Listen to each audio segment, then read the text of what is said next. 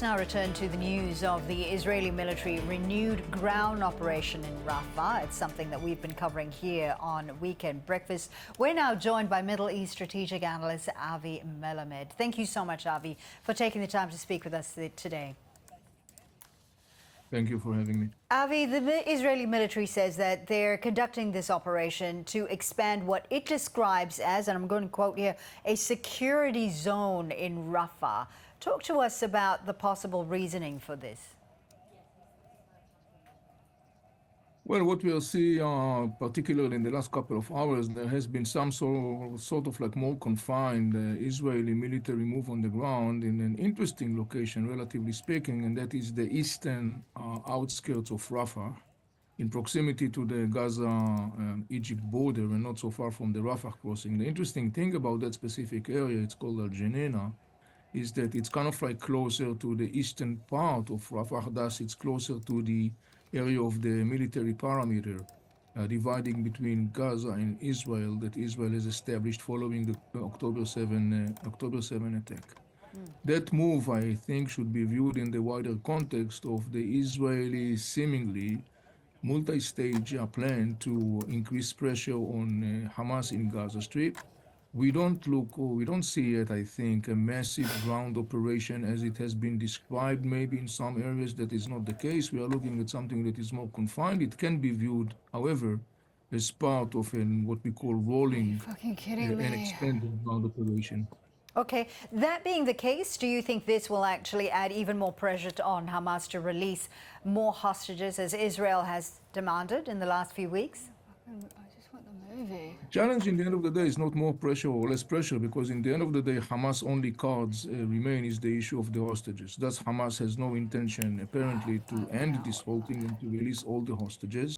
The Israeli government, on the other hand, as one of its goals, basically vowed to eliminate Hamas rule in Gaza Strip. So you got a situation where it's kind of like cul-de-sac, where both parties are actually locked in this loop.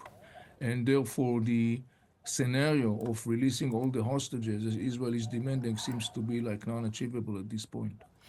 Let's turn now to what's happening in Lebanon on the border with Israel as well. Now, we know that Israel had fired missiles into southern Lebanon, saying that this is in retaliation for missiles fired into Israel. Now, Hezbollah there in Lebanon has denied any accusation that it was behind those missiles that were being fired into Israel.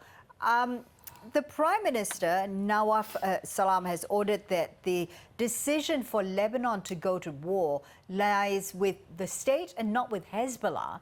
Is there much truth to that statement, given Hezbollah's political influence? Well, up until now, that was not the case. I mean, Hezbollah is the one that was dictating, in the end of the day, decision about war and peace in Lebanon. And the Lebanese constantly demand Hezbollah to disarm itself and not to be the one that making that decision. We should remind ourselves that Hezbollah dragged Lebanon to this war against the Lebanese will and against their urge not to be dragged into this war.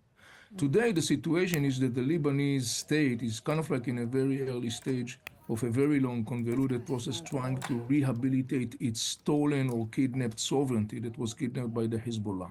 So yet we are looking at a very long and convoluted process. Potentially, it has a positive potential, of course, but the way there is very long, because one of the major challenges that we should remind ourselves, Hezbollah still keep military capacities in Lebanon, and Hezbollah still has no intention to disarm itself.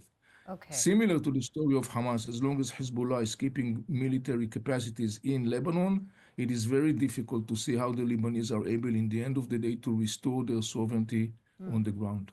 That being the case, though, and given that Israel had previously targeted Hezbollah's crucial leadership, this is before this so-called ceasefire that was agreed on and implemented in November. Is the militant group still a powerful regional influence? Yes, the answer is yes, because we are looking that beyond Hezbollah, you got presence of Palestinian militias that are mostly scattered in the Palestinian refugee camps in different parts of Lebanon, particularly the south part of Lebanon. This is one example. Adding to that the fact that, in fact, in many households in Lebanon, you got weapons. People are holding weapons, and it's almost something that is ordinary. In other words, when a functioning state, has a situation where there are inner militias that are parallel operating parallel to the states and defying the state's authority, and people are holding weapons, and there is no ability to govern that, this is a recipe for a disaster. This is to a large extent what happened in Lebanon.